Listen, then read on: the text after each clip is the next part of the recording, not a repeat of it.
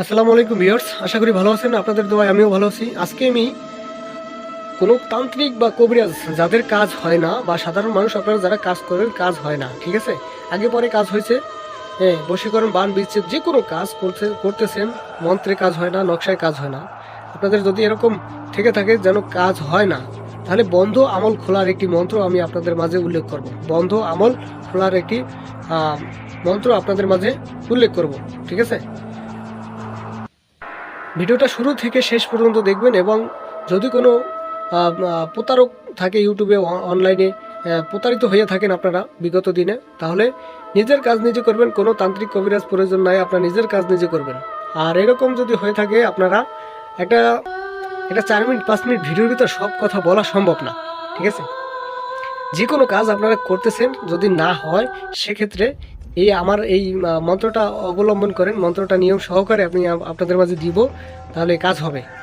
আপনারা যদি তান্ত্রিক কবিরাজ হয়ে থাকেন, তাহলে আপনারা এই ভিডিওটা দেখে, এই মন্ত্রটা দেখে কাজ করেন, কাজ হবে ইনশাল্লাহ, ঠিক আছে। অনেকে আছে কিছু পাশাপাশি কিছু কবিরাজ থাকলে তাদেরকে বন্ধ করে রাখে, একজনের মানে রুগী আরেকজনে নিয়ে নেয়, ঠিক আছে, এরকম হয় কিন্তু।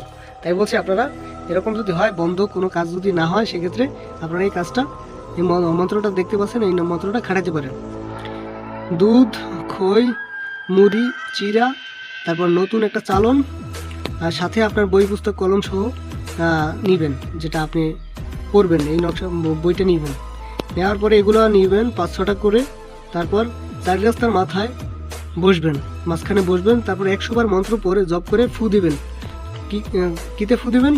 এই যেমন মুড়ি, খই, দুধ এগুলো নিছেন, এগুলোর উপরে ফু দিবেন, একবার পড়বেন, একটা ফু দেবেন, এরকম 100 বার পড়বেন, 100টা ফু দিবেন এই পণ্যর উপর, ঠিক আছে।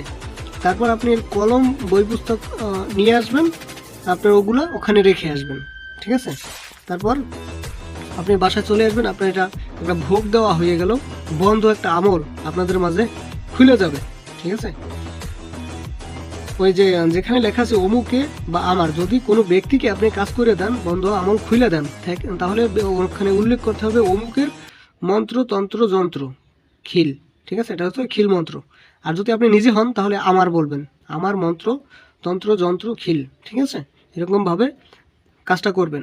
যদি কোনো বুঝতে অসুবিধা হয়, তাহলে স্ক্রিনে দেওয়া নাম্বার আছে, যোগাযোগ করবেন, এবং যে কোনো সমস্যার জন্য যোগাযোগ করতে পারেন। সব কিছু শিখিয়ে দেওয়ার চেষ্টা করব, বুঝিয়ে দেওয়ার চেষ্টা করব। ভালো থাকবেন, সুস্থ থাকবেন, এবং আমার কথায় যদি কোনো ভুল ত্রুটি হয়ে থাকে, তাহলে ক্ষমা সুন্দর দৃষ্টিতে দেখবেন। আসসালামু আলাইকুম।